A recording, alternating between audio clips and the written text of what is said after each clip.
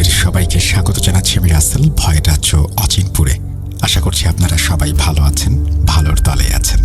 আমিও ভালো আছি আর ভালোর তলে আছি। এখানে আমরা সেই ঘটনাগুলোই প্রচার করি যে ঘটনাগুলো কেউ সংগ্রহ করেছেন তার বন্ধুর কাছ থেকে, বা যে ঘটনাগুলো ঘটেছে বন্ধুদের সাথে। অর্থাৎ আমরা আপনাদের ইন্সপায়ার করি বন্ধুর সাথে হারিয়ে যেতে ভয়ের রাজ্য অচিনপুরে। শুরু করছি ভূত.com presents Achinpur haunted by Airtel. চলুন কথা না বাড়িয়ে ঘটনায় যাওয়া যাক। যেভাবে লেখা আছে আমি সেভাবেই পড়ে শোনাচ্ছি। আসসালামু আলাইকুম রাসেল ভাই ও ভূত.com এর শ্রোতা বন্ধুরা, আশা করি সকলেই ভালো আছেন এবং সুস্থ আছেন। আমি মোহাম্মদ সাবিত আলম লিখছি ময়মনসিংহ বিভাগ থেকে। আজ আমি যে ঘটনাটি আপনাদের সামনে নিয়ে এসেছি সেই ঘটনাটি আমাকে বলেছেন আব্দুর রশিদ নামের একজন ভদ্রলোক। আজ কথা না বাড়িয়ে সরাসরি ঘটনায় চলে যাব। ঘটনাটি উনি আমাকে যেভাবে বলেছেন আমি সেভাবেই আপনাদের সামনে উপস্থাপন করছি। অনিচ্ছাকৃত ভুল ত্রুটির জন্য ক্ষমা প্রার্থনা করছি। বলছেন আব্দুর রশিদ।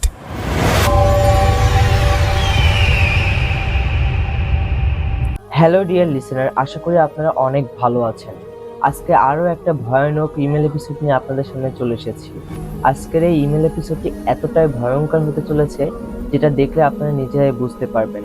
আজকের এই ইমেল এপিসোডটি আপনাদের গার লোম দাঁড়িয়ে যাবে শোনার পর, তো শেষ পর্যন্ত দেখার অনুরোধ রইল। আর আজকের এই ইমেল এপিসোডটি পড়ে শোনাবেন আর যে রাসেল ভাই। তো চলুন ভিডিওটা শুরু করা যাক। তার আগে বন্ধুরা, যারা যারা এখনো আমার চ্যানেলটি সাবস্ক্রাইব করেননি তারা অবশ্যই চ্যানেলটি সাবস্ক্রাইব করে পাশে থাকবেন, কারণ আমাদের এখানে নতুন নতুন ইমেল এপিসোড, বাছাই করা ইমেল এপিসোডগুলো আমরা এখানে নিয়ে আসি। রাত 10টায় আপনারা এখানে ভিডিওগুলো পেয়ে যাবেন। তো চলুন ভিডিওটাকে শুরু করা যাক। আমার নাম আব্দুর রশিদ। জন্মসূত্রে বাংলাদেশি হলেও এখন আমেরিকার বাসিন্দা। প্রায় 40 বছর আগে নিউ ইয়র্ক শহরে এসেছিলাম, আর তারপর এখানেই থেকে গেলাম। ঠিক 40 বছর আগের কথা। নিউ ইয়র্ক শহর আসার পর আমি এখানকারই একজন মানুষ হিসেবে নিজেকে মানিয়ে নিয়েছি। এই দীর্ঘ সময়ে অনেক মানুষের সঙ্গে আমার পরিচয় হয়েছে, অনেক বন্ধু জুটেছে, অনেক কিছু শিখেছি, অনেক কিছু শিখিয়েওছি। আমি এখানে এসেছিলাম পড়াশোনা করার জন্য। সেই সময়ের একটি ঘটনা আজও আমার মনে এতটাই স্পষ্টভাবে গেঁথে আছে যে ভাবলেই মাথা ঘুরে যায়। আমি ভূত.com এর ঘটনাগুলো নিয়মিত শুনি, তাই আমার মনে হলো এই ঘটনাটা শেয়ার করা দরকার। আমাদের বিশ্ববিদ্যালয়ে বিশ্বের বিভিন্ন প্রান্ত থেকে ছাত্রছাত্রীরা পড়তে আসতো। তাদের মধ্যে একজন ছিল সালমান, যে সৌদি আরব থেকে এসেছিল। ওর পূর্বপুরুষেরা আফগানিস্তানের বাসিন্দা। পরে ওর বাবা আফগানিস্তান থেকে হিজরত করে সৌদি আরবে চলে আসেন। সালমান আমার বয়সে ছিল। আমরা কয়েকজন ছেলে মিলে একটা গ্রুপ ছিলাম। আমরা পড়াশোনার পাশাপাশি কাজও করতাম, আর বেশিরভাগ সময়ই একসঙ্গে কাটাতাম। সালমানদের অ্যাপার্টমেন্টটা আমাদের বন্ধুদের অ্যাপার্টমেন্টের খুব কাছেই ছিল। ওর সঙ্গে মাঝে মধ্যেই বিশ্ববিদ্যালয়ে বা পথে ঘাটে দেখা হলে সালাম বিনিময় হতো। ও খুব ধনী পরিবারের ছেলে ছিল। আমরা যখন ট্রেনে যাতায়াত করতাম ও তখন নিজের গাড়িতে ঘুরে বেড়াতো। ওর শুধু একটাই গাড়ি ছিল না, বেশ কয়েকটি গাড়ি ছিল, যেগুলোর নামও আমরা জানতাম না। ও এতটাই ভালো পোশাক আর দামি ঘড়ি পরত যে পাশ দিয়ে হেঁটে গেলে ওর দামি পারফিউমের সুবাস আমাদের মুগ্ধ করে দিত। আমরা বাকিরা আমাদের দেশ থেকে এখানে পড়াশোনা করতে এসেছিলাম এবং কাজ করে নিজেদের খরচ চালাতাম, তাই আমাদের পক্ষে ওর মতো দামি জিনিসপত্র কেনা অসম্ভব ছিল। বিশ্ববিদ্যালয়ে ওর চালচলন আর জীবনযাত্রার চাকচিক্যের আড়ালে ও যেন কিছুটা ক্লান্ত বা বিচ্ছিন্ন হয়ে পড়েছিল। কিছুদিনের মধ্যেই ও আমাদের সঙ্গে মিশতে শুরু করলো। প্রায় যখন আমরা কোনো বিষয় নিয়ে আলোচনা বা তর্কে মাততাম, ও আমাদের সামনে এসে বসত এবং আলোচনায় অংশ নিত। ওর জ্ঞান ছিল অসাধারণ। ও খুবই ধৈর্যশীল একটি ছেলে ছিল। মাঝে মাঝেই ও আমাদের ওর বাপ দাদার বীরত্বের গল্প শোনাত। ওর দাদা কোনো এক যুদ্ধবাজ গোষ্ঠীর সর্দার ছিলেন এবং জীবনের একটা বড় অংশ পাহাড় আর জঙ্গলে কাটিয়েছেন। আমি ধীরে ধীরে ওর সঙ্গে ঘনিষ্ঠ হয়ে খুব ভালো বন্ধু হয়ে উঠলাম। ওর কথায় যেন জাদু ছিল। আমি ওর শোনানো নানান বিষয়ের নানান গল্পগুলো খুব পছন্দ করতাম। ও ওর কথা বলার ভঙ্গিটাও ছিল দারুণ। ও এমনভাবে কথা বলতো যে আমরা সবাই ওর কথায় মগ্ন হয়ে যেতাম। অন্তত আমি সেই মুহূর্তে ওর গল্পে পুরোপুরি ডুবে যেতাম। আমরা 4 বন্ধু যখনই ওর কথা আলোচনা করতাম, ও হঠাৎ করেই আমাদের সামনে এসে হাজির হতো। আমরা মাঝে মাঝে অবাক হয়ে জিজ্ঞেস করতাম, আমরা যে তোর কথা বলছি সেটা তুই বুঝলি কি করে সালমান? তুই ঠিক যেন কোনো প্রেমিকার মতো আমাদের সামনে এসে হাজির হোস। কাহিনী কি? জানিয়ে রাখি যে আমরা 4 বন্ধু একটাই অ্যাপার্টমেন্টে থাকতাম, আর ও আমাদের 2-1টা অ্যাপার্টমেন্ট পরেই থাকতো। আমরা প্রায়ই সপ্তাহান্তে ওকে ডাকতাম, কখনো বারবিকিউ পার্টিতে, কখনো একসঙ্গে সিনেমা দেখার জন্য। কিন্তু ও কখনো আমাদের ওর অ্যাপার্টমেন্টে যাওয়ার জন্য ইনভাইট করেনি। আমরা ভাবতাম, এর কারণটা কি? মানুষ তো সৌজন্যের খাতিরে হলেও ইনভাইট করে, অথচ আমাদের অ্যাপার্টমেন্টে প্রায় প্রতি সপ্তাহেই ওকে পাওয়া যেত। এমন নয় যে আমরা ওর আশাটা খুব অপছন্দ করতাম, বরং আমরা নিজেরাই ওকে আমন্ত্রণ জানাতাম। আমরা একসঙ্গে খুব ভালো সময়ও কাটাতাম। কিন্তু মাঝে মাঝে ও কথা বলতে বলতে হঠাৎ থেমে যেত এবং তারপর একদম চুপ হয়ে যেত। আমি 2-3 বার বিষয়টি লক্ষ্য করেছি। একদিন ওকে জিজ্ঞেস করলাম, কথা বলতে বলতে হঠাৎ চুপ হয়ে যাস কেন? পুরো কথাটা তো শেষ করবি। ও বলল, আসলে তাড়াহুড়ায় এমনটা হয়, মাঝে মাঝে মুখ ফসকে এমন কথা বেরিয়ে যায় যা হয়তো বলা উচিত ছিল না। এই বলে সে ব্যাপারটা ঠাট্টা করে উড়িয়ে দেয়। ওর সবসময় চেষ্টা থাকতো যে যখনই আমরা একসঙ্গে থাকবো সব খরচ ও একাই বহন করবে। যেমন আমরা হোটেলে খেতে গেলে ও আগেই বিল দিয়ে রাখতো। আমরা খুব অবাক হতাম, কারণ বিল তো খাওয়ার পরে আসার কথা, সেটা আগে থেকে কিভাবে দেয়া সম্ভব? ও যেভাবে বিল পরিশোধ করত সেটা আমাদের একদমই ভালো লাগতো না। ও সবসময় বলতো, ঠিক আছে, পরের বার তোরাই দিস। কিন্তু পরের বারটাও একই ঘটনা ঘটত। আমরা যখন মার্কেটে যেতাম তখনও বিল দেওয়ার সময় বুঝতে পারতাম যে আমাদের বিল আগেই পরিশোধ করা হয়ে গেছে। আমরা অবাক হয়ে ওর দিকে তাকালে ও শুধু কাঁধ ঝাঁকাতো। আমরা ওকে বললাম, দেখ ভাই, এভাবে চললে আমরা তোর সাথে কোথাও যাব না। তোর কাছে হয়তো অনেক টাকা আছে, কিন্তু তার মানে এই নয় যে তুই আমাদের আত্মসম্মানকে ছোট করবি। আলহামদুলিল্লাহ, আমাদের নিজেদের সৎ উপার্জন আছে। আমরা সবাই খেটে খাওয়া মানুষ, কিন্তু আমাদের বাপ দাদার এত ধন সম্পদ নেই যে আমরা এইভাবে উড়িয়ে বেড়াতে পারি। তুই যদি নিজে পরিশ্রম করতি তাহলে বুঝতি যে টাকা কিভাবে উপার্জন করতে হয়। এই কথা শুনেও বলতো, আমার পরিশ্রম তোদের পরিশ্রমের থেকে আলাদা। তোরা টাকা খরচ করলে তোদের টাকা কমবে, আর আমি যদি খরচ না করি তবেই আমার টাকা কমবে। তাই আমি যা করছি আমাকে করতে দে। আমরা তখন ওর কথার অর্থ কিছুই বুঝতাম না, তবু আমাদের 5 জনের মধ্যে একটা গভীর বন্ধুত্বের সম্পর্ক গড়ে উঠেছিল। আমাদের মধ্যে কোনো সমস্যা হলেই, আনন্দের কোনো উপলক্ষ এলেই আমরা সবাই একে অপরের পাশে দাঁড়াতাম। এভাবেই দিনগুলো চলছিল। আমাদের আসাদ নামের একজন বন্ধু ছিল। সে সবসময় বলতো, আজ আমরা বন্ধু, কিন্তু কাল পরিস্থিতি হয়তো এমন নাও থাকতে পারে, তাই তোরা ওর খরচ করা টাকাগুলো জমিয়ে রাখ। যখন ওর মন বলবে বা ফেরত চাইবে তখন ফেরত দিয়ে দিস। এভাবে আমরা কারো কাছে ঋণী থাকবো না। আর আমরা সবাই আসাদের কথা মতো কাজটা করতে শুরু করলাম। একদিনও আমাদের সঙ্গে বসেছিল। সেদিন আমরা একটা হরর মুভি দেখার পরিকল্পনা করছিলাম। ও যখন জানতে পারলো যে আমরা হরর মুভি দেখব, তখন ওর আচরণটা অদ্ভুত হয়ে গেল। ও বলল, না, হরর ফিল্ম দেখা চলবে না। সে সময় একটা খুব জনপ্রিয় হরর ফিল্ম মুক্তি পেয়েছিল। আমরা সবাই মিলে সেটা দেখতে চেয়েছিলাম, কিন্তু শেষ পর্যন্ত ওর কথা মেনে নিতে হলো। আমাদের মনে হচ্ছিল ও এমন একটা ভান করছিল যেন সিনেমা শুরু হওয়ার আগেই উঠে চলে যেতে পারে। আমাদের মধ্যে কয়েকজন বন্ধুকে ঠাট্টা করে বলেছিল, তুই ভীতু নাকি? একটা সিনেমা দেখে ভয় পেয়ে যাস? যাই হোক, শেষ পর্যন্ত ও আমাদের সঙ্গেই বসে গেল। সিনেমা যখন ক্লাইম্যাক্সে পৌঁছালো, সবাই খুব আগ্রহ নিয়ে দেখছিল, কিন্তু আমার চোখ বারবার সালমানের দিকে যাচ্ছিল। ও কখনো মুখ ঝাঁকাচ্ছিল, কখনো অন্যদিকে তাকাচ্ছিল। ওর নজর টিভির দিকে ছিল না, কিন্তু ওর ভেতরের অবস্থা দেখে মনে হচ্ছিল খুব অস্থির। মনে হচ্ছিল ওর ভেতরে কিছু একটা ফেটে পড়বে, হঠাৎ করে ও কাঁপতে শুরু করলো আর মাথাটা হাঁটুর মধ্যে গুঁজে দিল। আমি অন্য বন্ধুদের দিকে তাকালাম। সবাই সালমানকে অদ্ভুত দৃষ্টিতে দেখছিল। ঠিক সেই মুহূর্তে বাইরের দরজায় কেউ জোরে জোরে আঘাত করতে শুরু করলো। মনে হচ্ছিল যেন অনেকে মিলে দরজায় হামলা চালাচ্ছে। এই ধাক্কাধাক্কি এতটাই সারপ্রাইজিংলি শুরু হয়েছিল যে আমরা সবাই ভয়ে লাফিয়ে উঠলাম। কিন্তু সালমানের ওপর এর কোনো প্রভাব পড়ল না। ও আগের মতোই হাঁটুতে মাথা গুঁজে বসে রইল। আমাদের কারো দরজার কাছে গিয়ে দেখার সাহস হচ্ছিল না। দরজাটা প্রচণ্ড শব্দ করে কাঁপছিল। তখন আমরা চারপাশ থেকে একটা তীব্র চিৎকারের আওয়াজ শুনতে পেলাম। আমি আর কিছুই বুঝে উঠতে পারছিলাম না। আমি আর এগোতে পারলাম না।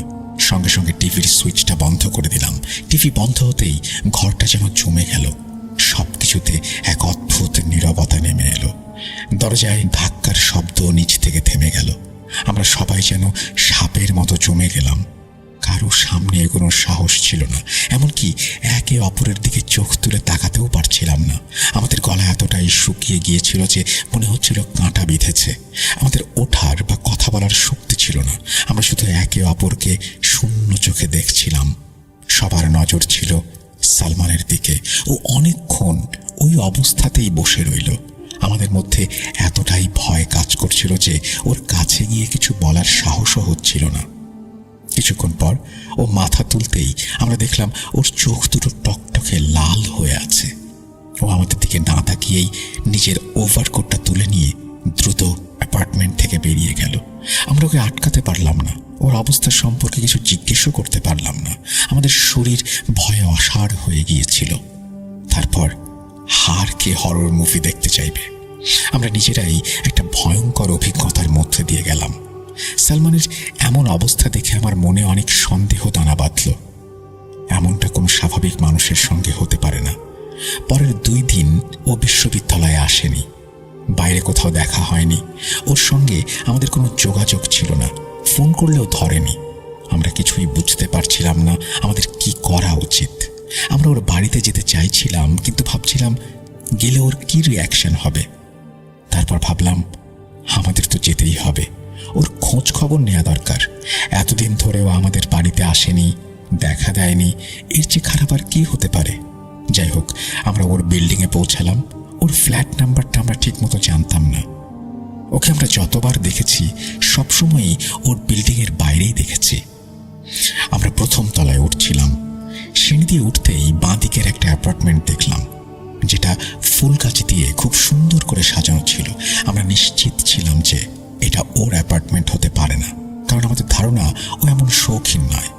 অ্যাপার্টমেন্টটা দেখে মনে হচ্ছিল এটা কোনো পরিবারের। কিন্তু এক মুহূর্তের জন্য আমি হতবাক হয়ে গেলাম যখন নাম ফলকে ওর পুরো নামটা লেখা দেখলাম। ওর ব্যক্তিত্বের মতোই অ্যাপার্টমেন্টের বাইরে থেকে সুন্দর করে সাজানো ছিল। দেয়ালে সুন্দর ঝুলন্ত গাছপালা ছিল, নিচে কিছু সুন্দর সিনারি রাখা ছিল, আর বাইরের দিকে কিছু শোপিস সাজানো ছিল। আমি এতটাই অবাক হয়েছিলাম যে আমাদের অ্যাপার্টমেন্ট ওদের অ্যাপার্টমেন্টের কাছে কিছুই না। আমরা ভয়ে ভয়ে দরজায় বেল বাজালাম। কিছুক্ষণ পর দরজা খুলল এবং আমরা সামনে সালমানকে দাঁড়িয়ে থাকতে দেখলাম। ও আমাদের দেখে একটু অবাক হলো। আমরা দরজার বাইরে থেকেই বললাম, ভেতরে আসতে বলবি না? ও সরে দাঁড়িয়ে বলল, অবশ্যই, ভেতরে আয়। ও আমাদের জন্য দরজা খুলে দিল। আমরা ওর ঘরের ভেতর প্রথম পা রাখলাম। মনে হচ্ছিল যেন কোনো রাজপ্রাসাদের ভেতরে ঢুকেছি। ঘরটা সুগন্ধে ভরা ছিল। কি দামি আর সুন্দর অ্যাপার্টমেন্ট! এত সুন্দর আসবাবপত্র, মেঝেতে পাতা শৌখিন কার্পেট, সবকিছু যেন নিজের দামের কথা জানান দিচ্ছিল। আমি ভেতর থেকে একটু লজ্জা বোধ করলাম, কারণ আমাদের অ্যাপার্টমেন্টে এমন একটা জিনিসও নেই। ওর অ্যাপার্টমেন্টে কোনো জাঁকজমক ছিল না, কিন্তু এতটাই আলো ঝলমল করছিল যে সাদা পর্দাগুলো আলো পড়ে কাঁচের মতো চিকমিক করছিল। মজার ব্যাপার হলো, আমাদের অ্যাপার্টমেন্টের চেয়ে ওর অ্যাপার্টমেন্টে মাত্র একটা ঘর বেশি ছিল। তবুও ভেতরে ঢুকতেই সেটাকে অনেক বড় মনে হচ্ছিল। এমন লাগছিল যেন আমরা কোনো রাজপ্রাসাদে ঢুকে পড়েছি। আমরা এতটাই অবাক হয়েছিলাম যে ঠিকমতো কথাও বলতে পারছিলাম না। এটা ঠিক যে ও ভালো পোশাক পরতো, কিন্তু ওর জীবনযাত্রা ওর পোশাকের চেয়েও এতটা উন্নত হবে সেটা আমরা ভাবিনি। ও আমাদের সোফায় বসতে বলল। তারপর আমি কথা শুরু করলাম। আমি বললাম, ওই দিন তোর শরীরটা একটু খারাপ ছিল, আর 2 দিন তুই বিশ্ববিদ্যালয়ে আসিসনি, তাই ভাবলাম তোর খোঁজ খবর নিয়ে আসি। ও বলল, হ্যাঁ, আমার শরীরটা ভালো ছিল না। কিছুক্ষণ এদিক ওদিক কথা হলো, কিন্তু আমার মনে হচ্ছিল ওর মনটা যেন কোনো দুশ্চিন্তায় ডুবে আছে। এতদিন আমরা একে অপরের সঙ্গে এত খোলামেলাভাবে কথা বলতাম, কিন্তু এখন যেন বুঝতেই পারছিলাম না কি বলবো আর কি বলবো না। আমাদের মধ্যে একটা দূরত্ব অনুভব করলাম। হঠাৎ রান্নাঘর থেকে খাবারের সুবাস আসতে শুরু করলো। আমি বুঝতে পারলাম না, ও তো আমাদের সঙ্গেই বসে আছে, তাহলে রান্নাঘরে কে এই সুগন্ধ ছড়াচ্ছে? কিছুক্ষণ পর ও বলল, চল খেতে যাই। ডাইনিং টেবিলে নানান রকম খাবার দেখে আমরা সবাই হতবাক হয়ে গেলাম। কারো মুখ থেকে একটা শব্দও বের হচ্ছিল না। আমাদের তো বিস্ময়ে মুখ বন্ধ হয়ে যাওয়ার জোগাড়। তখন মনে হচ্ছিল আমাদের মাথা যেন একরকম কাজ করছে না, কিছুই ভাবতে পারছিলাম না। খাবারের স্বাদ এতটাই ভালো ছিল, সবচেয়ে মজার ব্যাপার হলো একটা পদও শেষ হচ্ছিল না। আমরা যতই খাবার নিচ্ছিলাম, খাবারগুলো যেন ঠিক একই পরিমাণে থেকে যাচ্ছিল টেবিলের ওপর। এমন দারুণ মশলার ব্যবহার আমরা আগে কখনো খাইনি। ফল, মিষ্টি, আরও নানান রকমের পদ ছিল। আমরা এতটাই খেয়েছিলাম যে নিজেরা অবাক হয়ে গিয়েছিলাম যে আজ আমাদের কি হয়েছে। এর আগে কখনো আমাদের এত খিদে পায়নি, আর জীবনে এত বেশি খাবারও আমরা কখনো খাইনি। খাওয়ার পর ও আমাদের অন্য একটা ঘরে নিয়ে গেল। আমি হাত মুখ ধুয়ে বসতেই মনে পড়ল আমি আমার জ্যাকেটটা ডাইনিং টেবিলে রেখে এসেছি। আমি আবার ডাইনিং রুমে গেলাম, আর সেখানে গিয়ে যা দেখলাম তাতে আমার পায়ের তলার মাটি সরে গেল। ডাইনিং টেবিলটা একদম পরিষ্কার পরিচ্ছন্ন, এমনকি একটা দাগও ছিল না। কি বলবে, কিছুক্ষণ আগে এখানে কেউ খাচ্ছিল। আমি অবাক হয়ে গেলাম। এর কোনো শেষ নেই, কিন্তু এটা কিভাবে সম্ভব? টেবিল পরিষ্কার করতে তো কিছুটা সময় লাগে। এমন লাগছিল যেন কেউ জাদুর ছুরি ঘুরিয়ে সবকিছু পরিষ্কার করে দিয়েছে। আমার হাত ঘড়িটা টেবিলের ওপরেই ছিল, আমি সেটা তুলে পড়লাম। এখন আমার মনে প্রশ্ন জাগলো, এই সব খাবার তৈরি করেছিল কে? রান্নাঘরে কে ছিল? ঘরে ফেরার পথে আমি একবার রান্নাঘরে উঁকি দিয়ে দেখলাম। রান্নাঘরটা এতটাই পরিপাটি ছিল যে মনে হচ্ছিল কেউ সেখানে কখনো কাজই করেনি। আমি একদম হতভম্ব হয়ে গেলাম, বুঝতেই পারছিলাম না ব্যাপারটা কি। যখন থেকে ওর বিল্ডিংয়ে এসেছি তখন থেকেই আমার মাথার ওপর বিস্ময়ের পাহাড় ভেঙে পড়েছে। সেই সময় ওর অ্যাপার্টমেন্টে এমন একটা পরিস্থিতি তৈরি হয়েছিল, আমরা যারা সেখানে ছিলাম প্রত্যেকের মনে যা যা পাওয়ার ইচ্ছা বা আকাঙ্ক্ষা ছিল, ঠিক সেই সব জিনিস ও একটা ব্যাগে উপহার হিসেবে আমাদের সবাইকে দিল। ও বলল, তোরা আমার বাড়িতে প্রথমবার এসেছিস, তাই এই উপহারগুলো তোদের জন্য। কারণ এখানে তোদের ছাড়া আর কারোর সঙ্গে আমার কোনো বন্ধুত্বের সম্পর্ক নেই। আমি আমার উপহারের ব্যাগটা খুললাম আর অবাক হয়ে গেলাম। ওর হাতে যে ঘড়িটা আমি দেখতাম, যে সুগন্ধি ও ব্যবহার করত, এবং ওর কিছু পোশাক যেগুলো দেখে আমার মনে হতো যদি আমারও এগুলো থাকতো, সব কিছুই আছে ওই ব্যাগের ভেতরে। যদিও আমি এই ইচ্ছার কথা কখনো কাউকে বলিনি, আমার মন ছাড়া আর কেউ এই বিষয়টা জানতো না। এখন কেউ যদি এতই ধনী হয়, সে অন্যের মনের কথা জানতে পারবে কিভাবে? ধনী হওয়া আর মনের কথা জানতে পারা দুটো ভিন্ন ব্যাপার। আর এই ব্যাপারটা আমাকে খুব অবাক করে দিয়েছিল। জানি না কেন আমার মন মানছিল না যে আমি ওর কাছে এতটা ঋণী হয়ে যাব। এই উপহারগুলো এমন ছিল যার ঋণ হয়তো আমি সারা জীবনেও শোধ করতে পারবো না। আমি ব্যাগটা সামনের টেবিলের উপরে রাখলাম, বললাম, আমি এসব নিতে পারবো না। ও অবাক হয়ে আমার দিকে তাকিয়ে বলল, কেন? আমি বললাম, তুই আমাকে লজ্জিত করছিস, আমি জাস্ট তোর খোঁজ নিতে এসেছিলাম। আমার দিকে আমার বাকি বন্ধুরাও তাকালো এবং তারাও ব্যাগগুলো ওর সামনে রেখে দিয়েছিল এবং বলল, রশিদ ঠিকই বলেছে, আমরা এসব নিতে পারবো না। এমন হলে তোর আর আমাদের মধ্যে একটা বড় পার্থক্য তৈরি হয়ে যাবে, কারণ বন্ধুত্বের সমতা থাকাটাই ভালো। আর আমরা তোকে এর বিনিময়ে কিছুই দিতে পারবো না। এভাবে উপহার নিলে নিজেদের ছোট মনে হবে। সালমান অবাক হয়ে আমাদের দিকে তাকিয়ে বলল, আল্লাহর দোহাই, তোরা মানা করিস না। তোদের বন্ধুত্ব আমার জন্য খুবই মূল্যবান। তোদের সঙ্গে আমি যে সময়টা কাটিয়েছি তার দাম আমি কোনোদিন দিতে পারবো না। আর এমনিতেও আমার মতো মানুষের সঙ্গে কেউ বন্ধুত্ব করতে চায় না। সো তোদের মতো বন্ধু পাওয়াটা আমার জন্য বড় উপহারের চেয়েও বড়। এই বলে ও আবার সেই ব্যাগগুলো আমাদের হাতে তুলে দিল।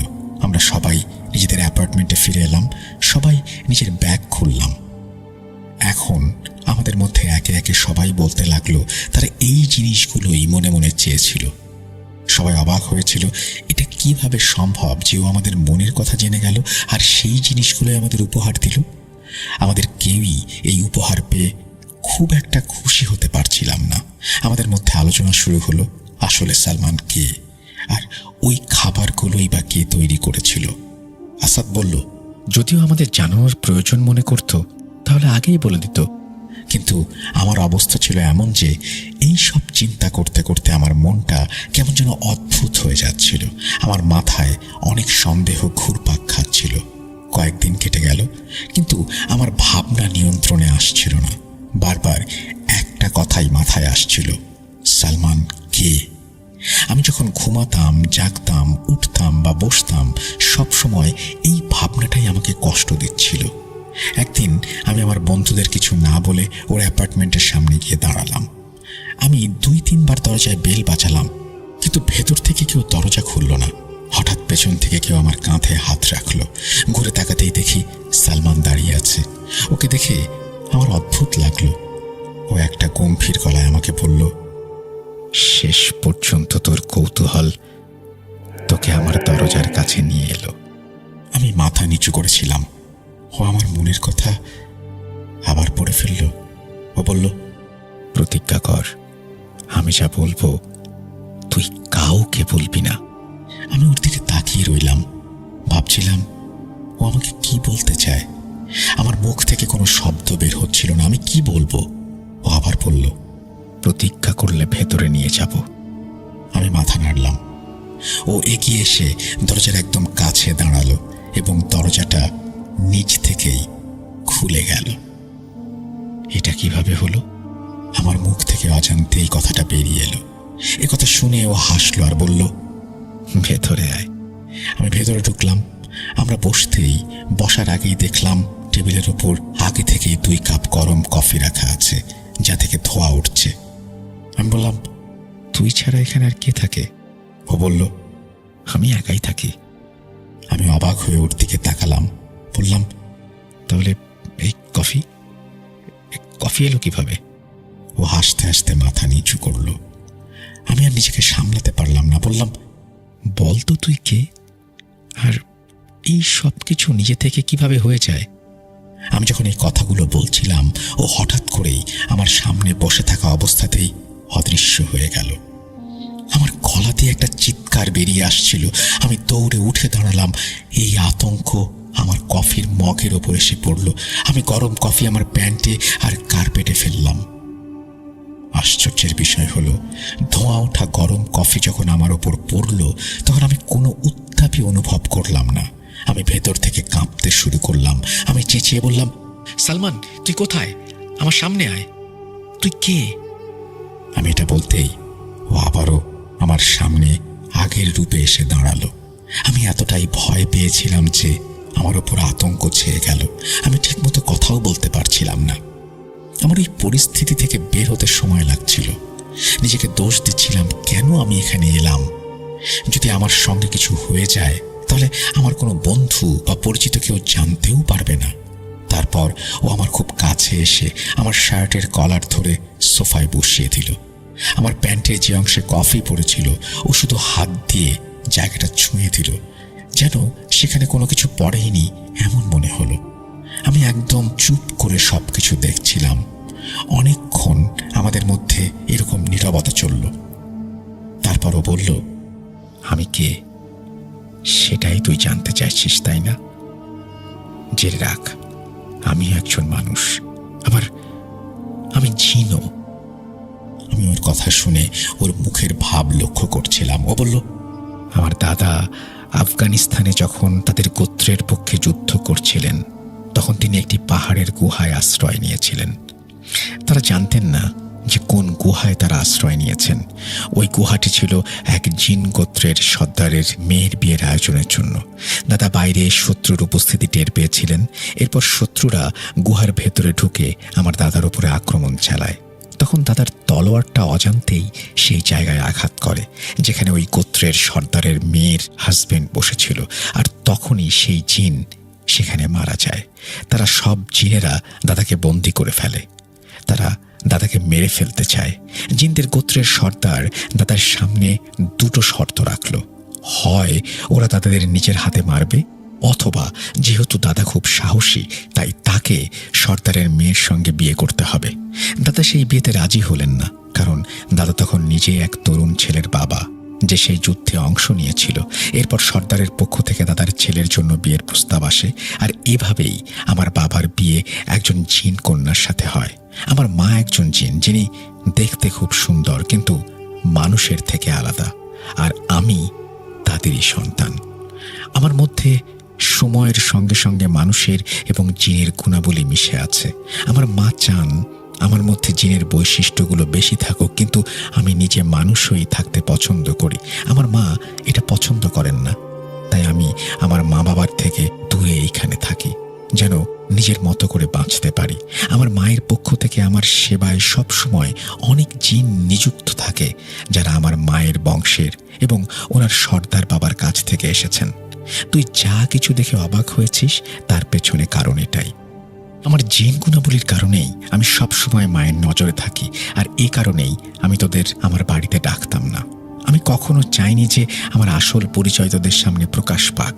আমি তোদের মতোই সাধারণ হয়ে থাকতে চাই, কিন্তু আমি বুঝতে পেরেছি যে তোদের কৌতূহল আমার ব্যক্তিত্বের গোপনীয়তা ফাঁস করে দেবে। আমার জীবনে যা কিছু অলৌকিক তা আমার মায়ের পক্ষ থেকে এসেছে, আর আমার সৎ মনটা আমি আমার বাবার কাছ থেকে পেয়েছি। আমি দুই পক্ষ থেকেই সর্দারের ছেলে। এরপর ও আমার কাছে এসে জিজ্ঞেস করলো, তুই কি এসব কথা সবাইকে বলে দিবি? আমি একটু পেছনে সরে গেলাম। জানি না কেন তখন ওকে আমার একটু ভয় লাগছিল। এর আগে আমি কখনোই শুনিনি যে মানুষের সঙ্গে জিনের বিয়ে হয়। আমি ঢোক গিলে বললাম, না, আমি প্রতিজ্ঞা করেছি এই কথাগুলো আমার আর তোর মধ্যেই থাকবে। এটা বলে আমি দ্রুত সেখান থেকে চলে এলাম, কিন্তু ওর প্রতিটি কথা আমার পিছু ছাড়ছিল না। ওই ঘটনাটা শুনে আমি একটা অদ্ভুত অনুভূতির মধ্যে ডুবে গেলাম। প্রথমে আমার মনে হলো ও হয়তো একটা জিন আমাকে মিথ্যে বলছে, কারণ আমি জানতাম না যে মানুষ আর জিনদের বিয়ের সম্পর্ক হতে পারে। এরপর অনেক দিন আমি ওর মুখোমুখি হইনি। আমার সাহসই হচ্ছিল না। যখন এই চিন্তাটা আমার মনকে পুরোপুরি গ্রাস করে ফেলল, তখন আমি ওখানকার এক মসজিদে গিয়ে একজন আলেমের কাছে এই বিষয়টা জানতে চাইলাম। তিনি অনেক তথ্য সূত্র দিয়ে প্রমাণ করলেন যে এটা সম্ভব এবং এমনটা হয়ে থাকে। আমি এই কথাটা মেনে নিতে অনেক সময় নিয়েছিলাম। এই পুরো সময়টা ও আমার সামনে একদমই আসেনি। আমাকে আমার লড়াইয়ে একাই টিকে থাকতে হয়েছিল, যেন আমি নিজেই সিদ্ধান্ত নিতে পারি যে আমি কি করতে চাই, কি করতে হবে। তারপর যখন আমি কিছুটা সামলে উঠলাম, তখন আমার ভেতরের কৌতূহলটা দমতে শুরু করলো। তখন আমি নিজেই ওর দিকে বন্ধুত্বের হাত বাড়িয়ে দিলাম। জানি না কেন আমার হৃদয় ওর থেকে দূরে থাকতে রাজি ছিল না। এরপর থেকে আমি খুব খেয়াল রাখতাম যেন ওর সামনে জোরে আওয়াজ না হয় বা কোনো হরর মুভি দেখানো না হয়, কারণ এসব জিনিস ওর মধ্যে থাকা কিছু বিশেষ গুণকে ঝাঁকিয়ে তোলে। শুধু ওর ভেতরের গুণগুলোই নয়, আশেপাশের যত অশুভ শক্তি ছিল সেগুলোও ওর ওই গুণের কাছে সক্রিয় হয়ে ওঠে। এই কারণেই সেদিন সেই সিনেমা দেখার সময় দরজায় কেউ জোরে জোরে ধাক্কা দিচ্ছিল আর চিৎকারের আওয়াজ শুনতে পাচ্ছিলাম। অনেক দিন ধরে আমাদের বন্ধুত্ব চলেছিল। তারপর আমার নিজের মনে কিছু ভাবনা এলো। ভাবনাটা এমন ছিল যে ও আমাদের থেকে আলাদা। আমরা একসঙ্গে ছিলাম, ভালো সময় কাটিয়েছি, পড়াশোনা করেছি এবং নিজেদের ক্যারিয়ার গড়ে তুলেছি, কিন্তু আমি কাউকে কখনো জানাইনি যে ও আমাদের থেকে আলাদা বা আমাদের মতো নয়। আজ 40 বছর পর আমি দুনিয়াকে জানলাম যে আমার বন্ধু সালমান কোনো মানুষ ছিল না। এই ঘটনা বলার কারণ হলো 40 বছর ধরে যে বোঝা আমি বয়ে বেড়াচ্ছি সেটা আর থাকলো না। সালমান যদি কোনোভাবে এই ঘটনা শুনে থাকে, তবে আমি ওকে বলতে চাই, সালমান, তোকে আমি শেষ 2 বছরে বাংলা শিখিয়েছিলাম, কারণ আমি জানতাম কোনো একদিন কোনো এক ডায়েরি বা কোনো এক মাধ্যমে হয়তো আমি কাউকে এইটা জানাবো। আমাকে ক্ষমা করে দিস, ভালো থাকিস। এই বলেই রশিদ তার ঘটনা শেষ করেছেন। সাবিত আলম পাঠিয়েছেন এই ঘটনাটি খুবই অন্যরকম, এবং এই ঘটনাটি আমি জানি যে আমার মতো আপনাদেরও অবাক করেছে, এবং আপনারা অনেক কিছুই ভাবছেন হয়তো মনে মনে। যাই হোক, সেই ভাবনাগুলো লিখুন কমেন্ট সেকশনে, এবং আমি আশা করব যে সাবিত আলম তার উত্তরও দেবেন। আমরা চলে যাব আমাদের পরবর্তী ঘটনায়।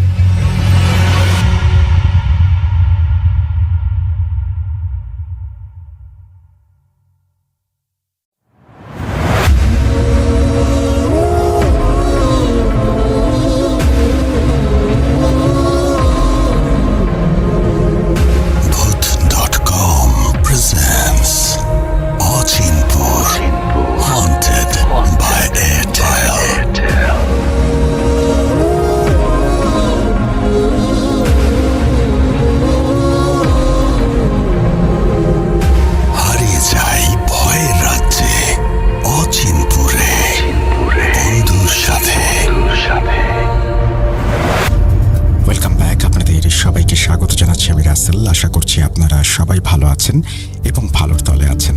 আমিও ভালো আছি আর ভালোর তলে আছি। জুনায়েদ হুজুরের ঘটনা আপনাদের সবার অনেক প্রশংসা পেয়েছে। আমি জানি অনেকেই অধীর অপেক্ষায় আছেন কবে আসবে আবার জুনায়েদ হুজুরের ঘটনা। তো আজকে একটা জুনায়েদ হুজুরের ঘটনা আমরা পেয়েছি এবং সেটি পড়ে শোনাবো। আশা করছি প্রথম থেকে শেষ পর্যন্ত শুনবেন আমাদের। চলুন শুরু করা যাক। আসসালামু আলাইকুম রাসেল ভাই ও প্রিয় শ্রোতা বন্ধুরা, আশা করি আল্লাহর অশেষ রহমতে আপনারা সবাই ভালো আছেন এবং ভালোর তলে আছেন। আমি মোহাম্মদ ইয়াসিন বলছিলাম গাজীপুরের কোনো একটা জায়গা থেকে। আজ আবারও জুনায়েদ হুজুরের নতুন একটি ভয়ঙ্কর সত্য ঘটনা নিয়ে হাজির হলাম। আশা করি আপনাদের কাছে ভালো লাগবে। ঘটনায় ভুল ত্রুটিগুলো ক্ষমা সুন্দর দৃষ্টিতে দেখার আবেদন রইল। কথা না বাড়িয়ে চলুন শুরু করা যাক। ঘটনাটা আজ থেকে প্রায় 3 বছর আগের। জুনায়েদ হুজুর আমাকে তার গ্রামের বাড়ি নিয়ে যান একটি রুকাইয়ার কাজের জন্য। রুকাইয়ার কাজ শেষে জুনায়েদ হুজুর আমাকে নিয়ে রাতে একটু বের হলেন গ্রামের রাতের সৌন্দর্য দেখানোর জন্য। পেছনে হুজুরের 7 রত্নরাও ছিলেন। আমরা হাঁটছিলাম একেবারে গ্রামের রাস্তা দিয়ে। দুপাশে ধান ক্ষেত আর মাঝখান দিয়ে একটা রাস্তা চলে গেছে শেষ না হওয়ার পথে। আমরা সকলেই নীরবভাবে গ্রামের সৌন্দর্য উপভোগ করছি। হঠাৎ জুনায়েদ হুজুর বলে উঠলেন, জানো ইয়াসিন, আজ থেকে প্রায় 15 বছর আগে এই রাস্তাটা এতটা শান্ত ছিল না। এই রাস্তা দিয়ে মানুষজন দিনের বেলায় চলতেই ভয় পেত। আল্লাহর ইচ্ছায় আমার হাত দিয়েই এই ভয়ের অবসান ঘটেছে। আমি বললাম, হুজুর কি সেই ঘটনা, আমাকে বলুন, আমি শুনতে চাই। হুজুর বলতে রাজি হলেন। গভীর অন্ধকারের মধ্যে জুনায়েদ হুজুরের ঘটনা শুরু হলো।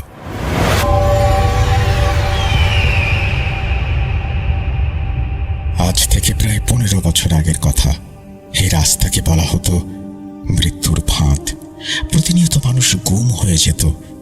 কেউ আগুনের ধোঁয়া দেখত, উড়ন্ত ঘোড়া, লম্বা পাওয়ালা মানুষ, 5 হাত বিশিষ্ট প্রাণীও দেখত। তো আমাদের গ্রামে দক্ষিণ দিকে একটি বাড়ি আছে, সবাই বলে জামাল মিয়ার বাড়ি। জামাল মিয়া ছিল গ্রামের সবচেয়ে ধনাঢ্য ব্যক্তি।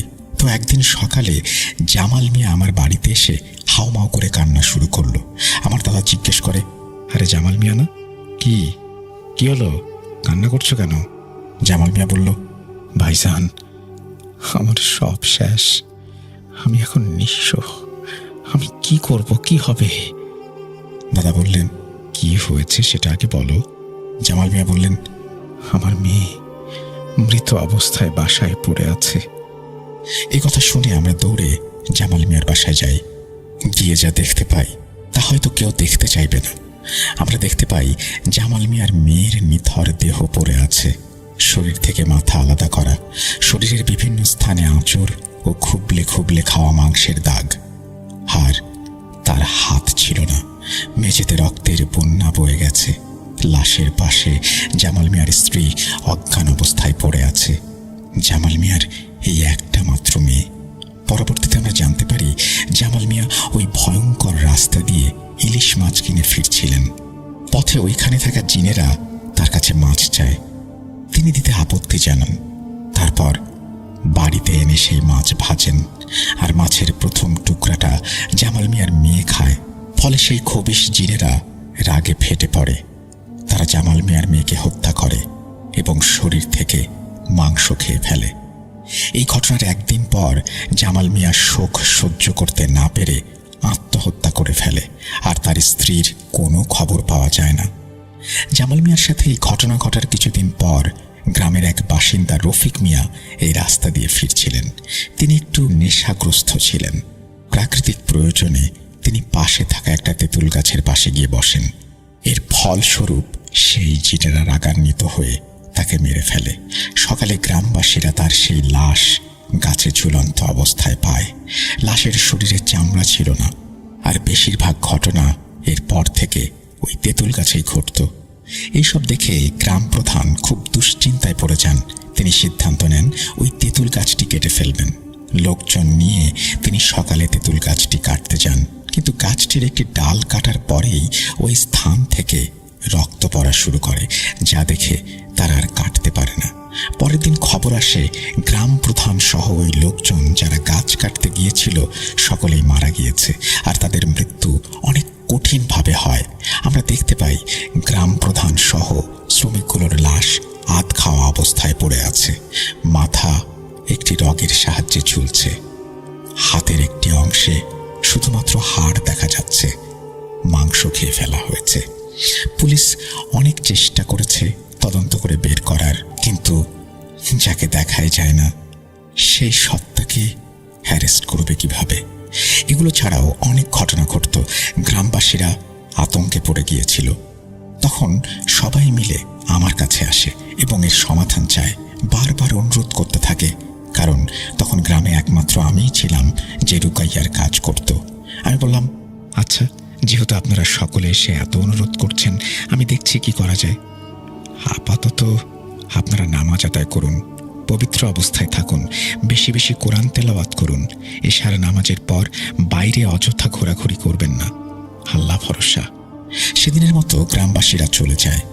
রাতে আমি এই বলে জুনায়েদ হুজুর থামেন, বললেন, ইয়াসিন, অনেক রাত হয়ে গেছে, চলো বাড়ি যাই। আমি বললাম, কিন্তু হুজুর, রুকাইয়ার বাকি অর্ধেক অংশ তো শোনা হলো না, আপনি কিভাবে সমাধান করলেন বলুন। ধৈর্য ধরো, ইনশাল্লাহ আগামীকাল বলবো। এখন দেখছো রাত কয়টা বাজে? ভুলে যেও না, এই সেই রাস্তা, অনেক মানুষের মৃত্যুর সাক্ষী এটা। এখন বাড়ি চলো। এই কথা বলতেই আমিও একটু ভয় পেয়ে যাই। কি আর করার? রাতে ঘুম হলো না, বাইরে পেঁচা ডাকছিল। কখন যে আবার ঘটনা শুনব। পরের দিন সকাল থেকে রাত পর্যন্ত কেটে যায় রুকাইয়ার কাছে।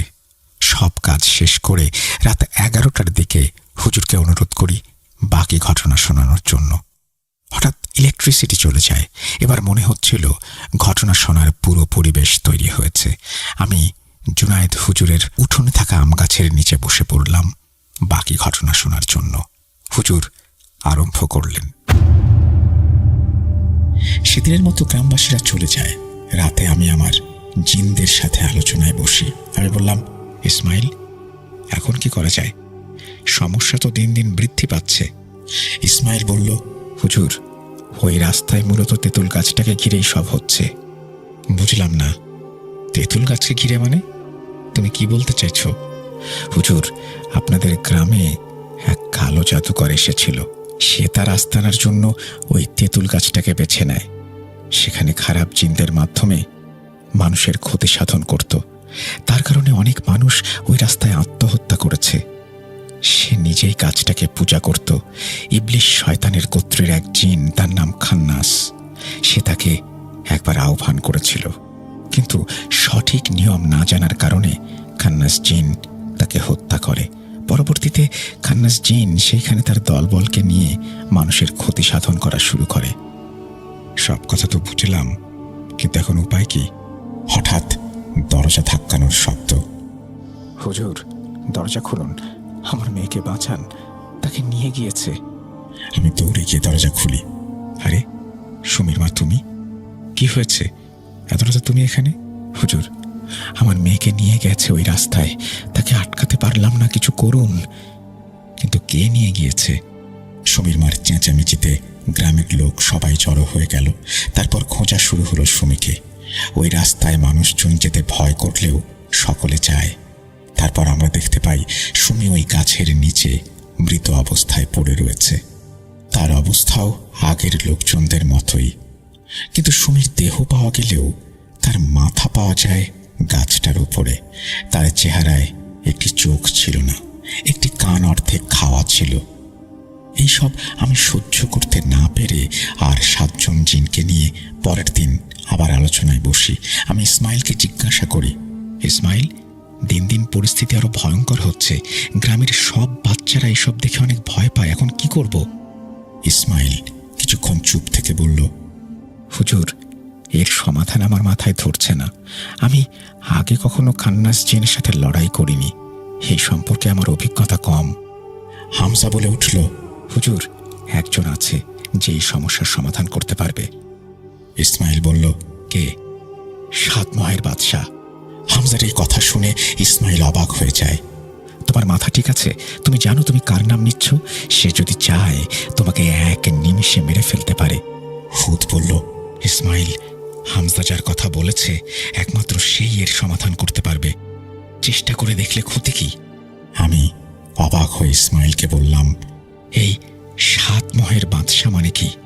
ইসমাইল ভীত কণ্ঠে বলল, আসলে হুজুর, 7 মহের বাদশাহ হলো 7টি দলের বাদশাহ জিন। তিনি মূলত 7টি জিনের দলকে পরিচালনা করে থাকেন। তার দেখা পাওয়া মানে হলো ঘোলা পানিতে মাছ ধরার মতো। তিনি কারো পরোয়া করেন না, সহজে লোকালয়ে আসেন না। তার বয়স আনুমানিক 1300 বছর হবে। তিনি খুব রাগী। তিনি মারিদ বংশের জিন, কিন্তু আল্লাহর প্রতি ঈমান এনেছেন, তাই তাকে 7টি দলের দায়িত্ব দেয়া হয়েছে। আমি বললাম, হামজা, তুমি কি জানো তাকে কেমন করে আহ্বান করতে হয়? হামজা বলল, হুজুর, নিয়মটা আমার থেকে ইসমাইল ভালো জানে।